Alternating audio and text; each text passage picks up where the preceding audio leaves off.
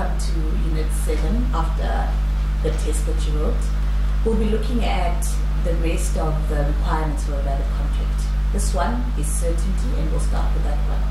What do I mean by the performance needs to be certain? Physically certain, legally certain, etc. Let me give you an example. If I say to you, I want to buy your house, and you say, how much do you want to buy my house for? And I say, for whatever you charge.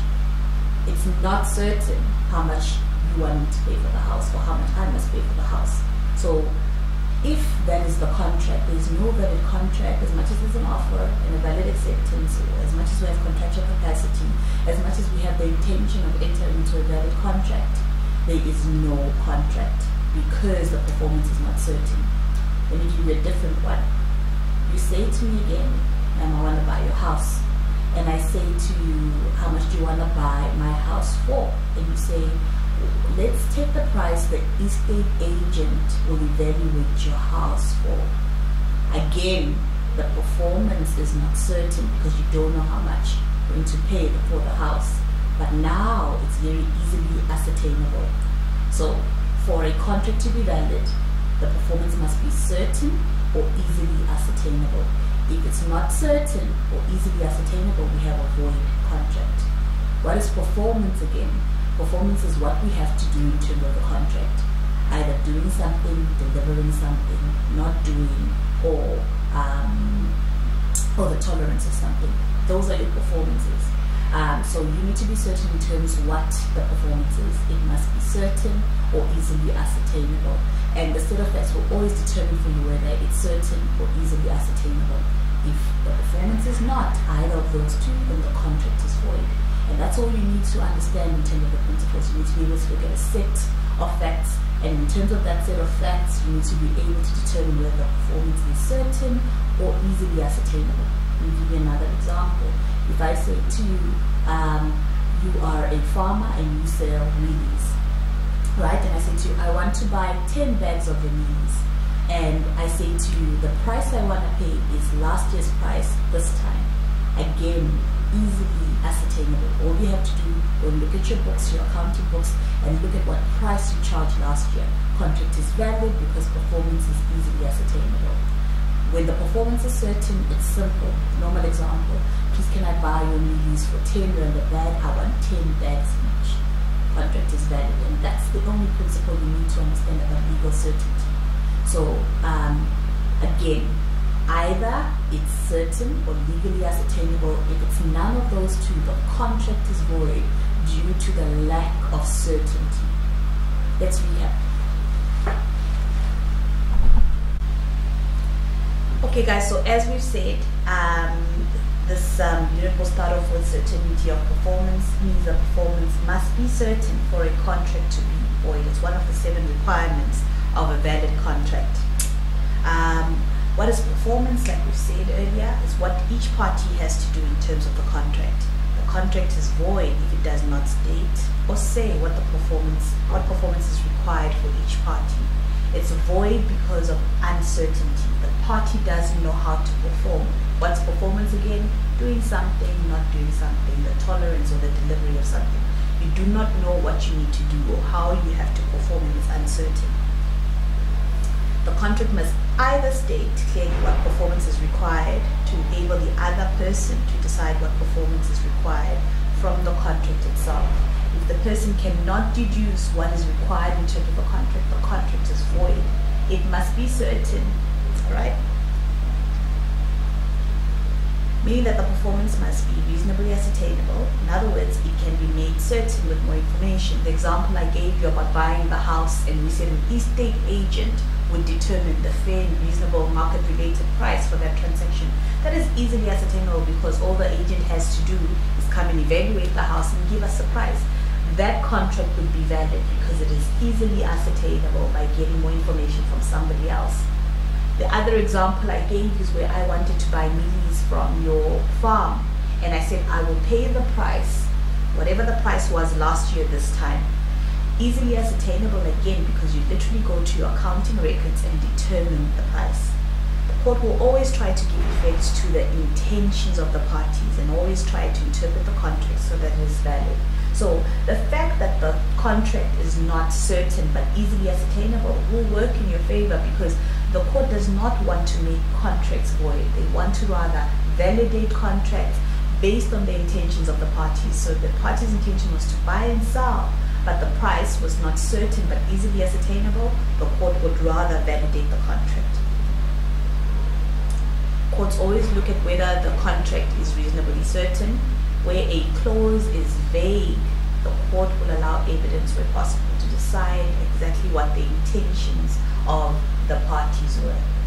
To summarize this unit, please go to page 89. If you do not understand the summary, you need to go back and look at the slides, watch the video, and go back to the textbook, because you have not mastered what this unit is about.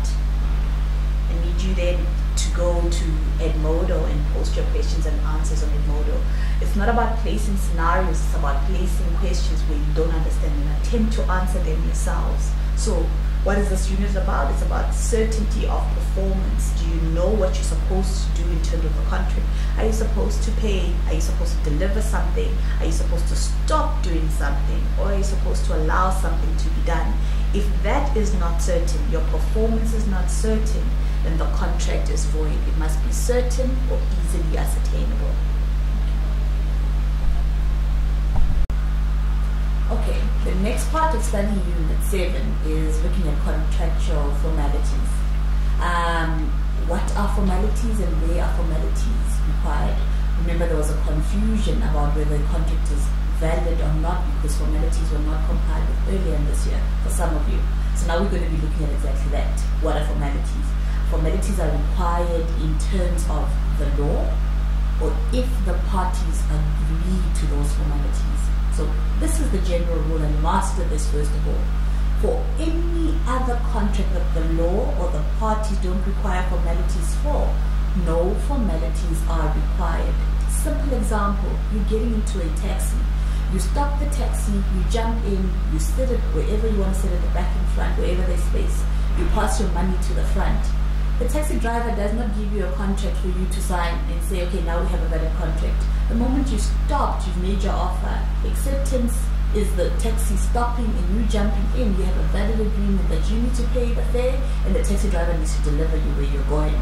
So, general rule, no formalities are required except for those contracts where the parties themselves require formalities to validate the contract, or where the law prescribes formalities. So in this unit, we'll be looking at those specific contracts that require those formalities and where the parties require to validate. What do I mean by that? This is what I mean. So I enter into a contract with Pepe and I say to him, I want to buy your business idea for 50,000 Rand. And he says, okay man, I can sell you my business idea for 50,000 Rand, but I want the contract to be reduced to writing. Only when it's reduced to writing do we have a valid agreement. That is where the parties require formalities. And then there's formalities prescribed by law, where the law says, for this contract to be valid, these are the formalities required. And you will see the different examples. We look at people, we just looked at people married in and out of community property, and we said, for people married in community property, they need to have an antenuptial contract. That antenuptial contract, for it to be valid, needs to comply with certain formalities. Another example is when you buy immovable property. Every time you buy anything permanently attached to the land, the law requires it to be signed, to be registered at the deeds office for that transaction to be valid. So these formalities prescribed by law, and there's formalities that the parties say you need to make the contract valid. So what are these formalities that we'll be looking at in this unit? The first one is writing, that a contract must be reduced to the Word document. The second one is registration at the deeds office. And you'll ask, what is a deeds office? The deeds office is a public place, a public department where transfer of ownership happens, where they transfer it. I'm the seller, transfer it from my name to you, the buyer. That transfer is for anybody to see. At any point in time, you can go to the deeds office and you can see exactly who owns Ngandra. Maybe the Guptas own it, who knows? You can find out right there. It's a public place. All the documents are transparent.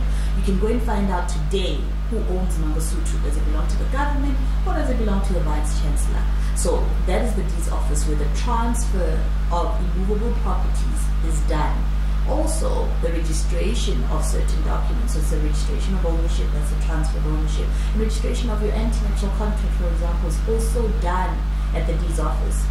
The third requirement that we'll be looking at is execution in front of a notary public. It's called notarial execution. Yes, it's a big one, but it's simple. It basically says you need to sign a document in front of a specific attorney. That attorney is called a notary public. So your anti-nuptial contract, the spouses would have to sign in front of the notary public for that contract to be valid. It's one of the requirements. For an ANC, all three requirements are necessary, and you'll see this later when we specifically go into the ANC. ANC again, anti-nuptial contract.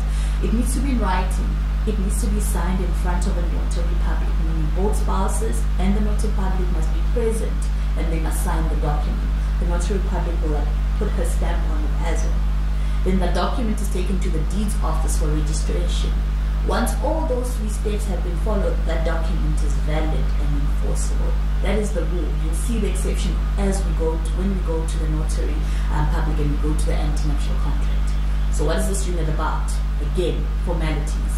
General rule, no formalities are required unless the parties specifically want a contract to be valid if it complies with formalities, or if the law prescribes formalities for a specific contract. We'll be looking at the different transactions that need formalities. But remember the general rule. You get into contracts every day. You go outside and you buy amakunya from shop number 5. The man there does not give you a receipt because no formalities are required. He doesn't let you sign a document. He doesn't take the document and register it at the deeds office. So, general rule, remember that. No formalities are required unless the law stipulates or the parties want them. And then we'll look at the 3 types of formalities and what type of contracts they apply to. Let's have a look at the slides. Okay, so let's have a look at the slides. This is formalities. It says it's a requirement for a valid contract. Remember, if this is missing, again, the contract is void. So what's the general rule? That no formalities are required for some contracts. The contracts can be concluded verbally or tacitly. Parties can agree that the contract will be valid only if it is in writing and signed. They then impose the formalities into the contract. Alright, so this is when the parties say the contract will only be valid if these formalities are complied with. And then the third one is where legislation requires formalities. Here, the contract will be void if these formalities are not complied with. So, general rule, no formalities required unless the parties impose them or where the law requires. In those instances, the contract will be void if the formalities are not complied with. So, repeating ourselves again, most contracts have no formalities. They do not need to comply with a particular form or format. Therefore, many contracts can be concluded verbally or by actions. You know, the shop example where I tell you, you walk into the shop, I'll be a lady, you walk in, you put your cold drink on the counter, and you put your money down, and you walk out after the cold drink has been given back to you. No formalities were complied with because no formalities were needed. But certain contracts have formalities. If parties fail then to comply with these formalities, the contract is most often declared void. But there may be other legal consequences. Remember, just like everything, if you've already performed, restitution will happen. Alright? So again, formalities may be required by law or agreed by the contracting parties. The types of formalities that I've already explained to you. The first one is writing down. The second one is registration at the deeds office. Deeds office again being that public place where registration, transfer of ownership happens, and anybody can go there and look at any property at any time and see who the owner of the property is. Why do you think this is public? It makes sense. You want to buy a house and you're not sure that the person who's selling to you is the rightful owner. So this just basically makes everything transparent for you. And then the last formality, it must be signed in front of a notary public. All right, the notary public basically acts as a witness to the signatures. All right, this is for notarial execution. Okay, the first requirement, that contracts must be written down. All the terms of a contract must be written down in a document. Each of the contracting parties may then sign that document. It usually applies to important contracts where the law wants to be certain of the terms. So that's the first requirement, writing down. So everything that the contract includes must be in that contract for it to be valid. For example of important documents. So if I give you a multiple choice question and I say the following contracts need to be written down, and I list them and I ask you to select the incorrect one, you need to be able to select the incorrect one. So in other words, go and master these transactions. All right, for example, your suretyship agreement, your credit agreement, your alienation of immovable property, and your ANC, your anti-nuptial contract. The word alienation means, for example, if you want to sell, that's part of alienation of immovable property. If you want to donate, if you want to destroy, that's anything to do with your immovable property. Your ANC is your anti-nuptial contract. All of these contracts need to be in writing for the contract between the person and the other person to be valid. When is writing required? Writing is the second requirement, either when it's required by law or when it's agreed by the contracting parties. For that one, where the parties agree to, there's two possibilities. The first possibility is if writing is just proof of the fact that they have a contract, or where writing is a requirement. In other words, writing is a formality to make the contract valid. Two scenarios, listen to it again. One, just so you have proof thereof. In other words, it doesn't make the contract valid, it's just proof that you have a contract with somebody. And the second one is where it is a requirement to make the contract valid. So let's read together. If writing is required as a requirement, then the contract is void if it is not in writing. The contract is concluded when reduced to writing and signed by both parties. So until then, the contract remains void. Different from the second one. Because in the second one, writing just serves as proof of the agreement that the contract is concluded when the verbal contract is concluded. So basically, two options. If you want writing as a formality, it will be clearly indicated in the scenario that this contract will only be valid if it is reduced to writing. But if I simply say, hi Tom, can I please buy your bicycle for 50,000 Rand? And he says, sure ma'am, you can buy it for 50,000 Rand. And I say, let's just reduce it to writing so I can have proof thereof. And we only reduce it to writing 2 weeks later. The contract was concluded when he accepted. Different from, hi Tom, can I buy your bicycle for 50,000 Rand? And Tom says, yes ma'am, you can buy for 50,000 Rand. And then he says, but for the contract to be valid, it must be reduced in writing. And we only draft the contract 2 weeks later. The contract only becomes valid 2 weeks later. The wording changes, the proof thereof or valid. Remember those two. Okay. If a contract is in writing, the parole evidence rule applies. What does this mean? It means that the document is the only source of the terms of the contract. So if you want to determine the terms and conditions in the contract, and formalities is a requirement, the only evidence is the document itself. The court will use the written agreement to determine the terms and the intentions of the parties if there's a dispute that arises. Now let's look at registration. All right, at the deeds office, the aim is to publicize the content of the particular contract. What is the deeds office? And I've explained this earlier, is where documents are lodged and registered. These documents are prepared by your conveyancers and your notaries. Documents that will affect the rights of the general public often have to be registered. Everybody has access to these records. As I said, you can go and find out today who Gandla belongs to because it's public information. For example, registration of immovable property, your anti-nuptial contract, your lease of mineral rights, your cession of mineral rights, and lease of 10 years and longer. These are documents that have to be registered in the deeds office.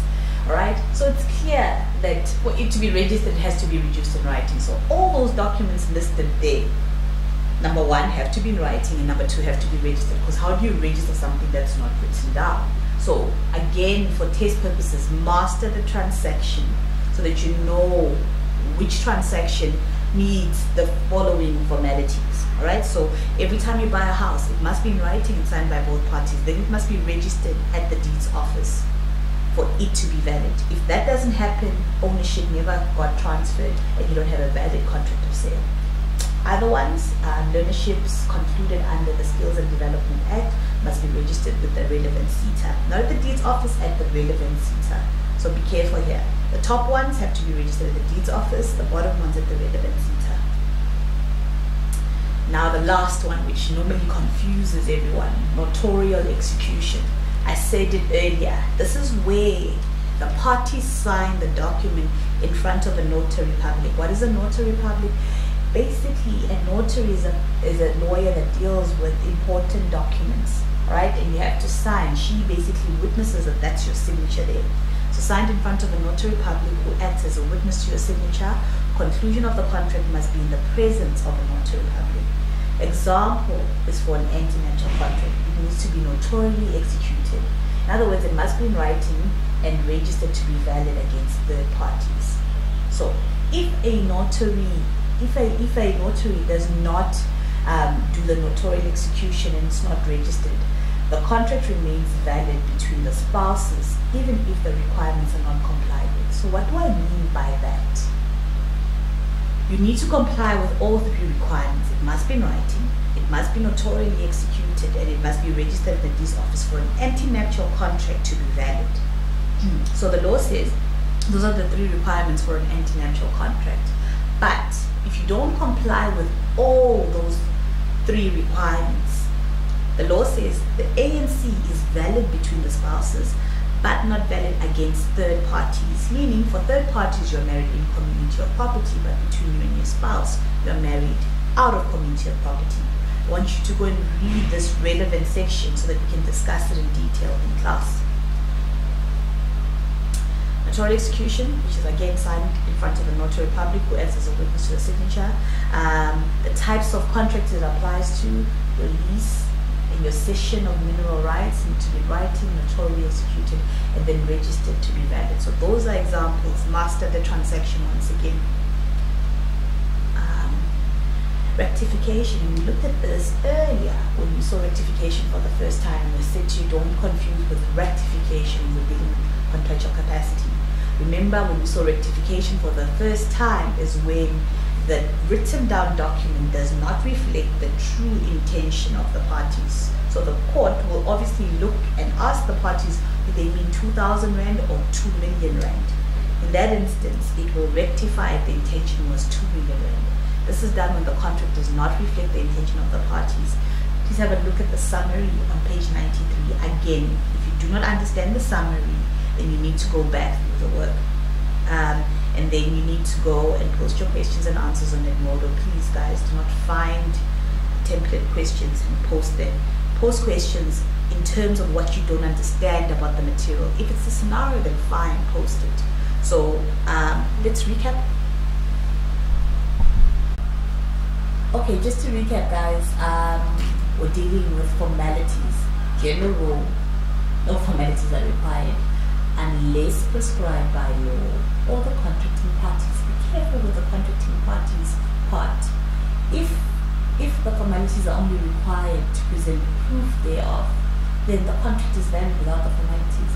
But if they require the formality to validate the contract is void if the formalities are not complied with. 3 types of formalities: your writing, your registration at the deeds office, and notarial execution. Some contracts need all 3, like your anti-nuptial contract or the sale of immovable property. Go and master those transactions. Those are formalities prescribed by law.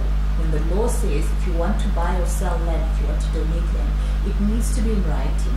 It needs to be registered at the deeds office. If you want to get married out of community or property with or without accrual, it needs to be in writing.